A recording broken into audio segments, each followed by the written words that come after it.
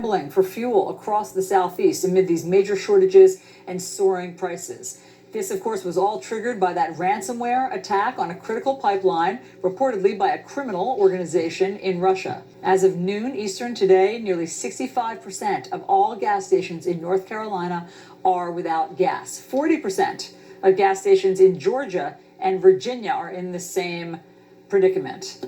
That's according to GasBuddy, an app that tracks fuel prices and outages. So let's bring in CNN's Nick Valencia. He's at a gas station in Atlanta. Nick, let's start there. What are you seeing and hearing from people in gas lines? You know, the great irony, Allison, is that in people preparing for the worst, they may be very well contributing to that scenario.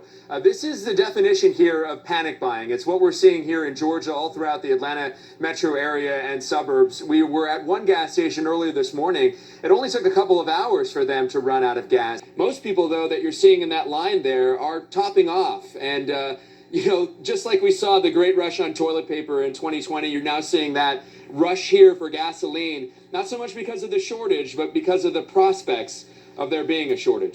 The struggle is real in and around Atlanta. Let's go to North Carolina now.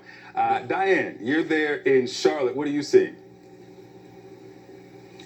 Yeah, so the city of Charlotte, we talked about the state of North Carolina as a whole, just sort of skyrocketing to this 65% of gas stations that are out of fuel at this point across the state, according to GasBuddy. In the city of Charlotte, north of us in Raleigh, more than 70% of gas stations. And if you do find gas, well, again, you can take a look behind me here at this Costco here. We have long lines going through each of those pumps, and it works all the way down to the highway, these lines here. Now, in speaking with people, not just who are getting gas, but those who are working at these gas stations, it's the same thing we're seeing across the Southeast. It's those who are trying to top off their tanks, those who are afraid, what if the pipeline doesn't come back on as they're being told it will, and those who simply don't trust the fact that things are going to work themselves out.